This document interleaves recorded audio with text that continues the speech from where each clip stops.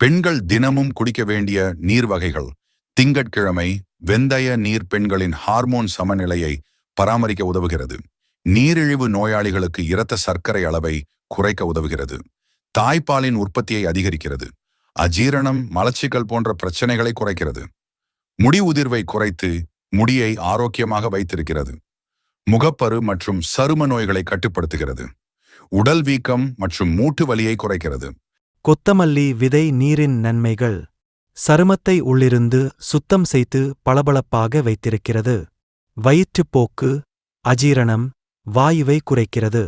இரத்த சர்க்கரை அளவை சமநிலைப்படுத்துகிறது. உடலிலுள்ள தேவையற்ற கொழுப்பை குறைக்க உதவுகிறது.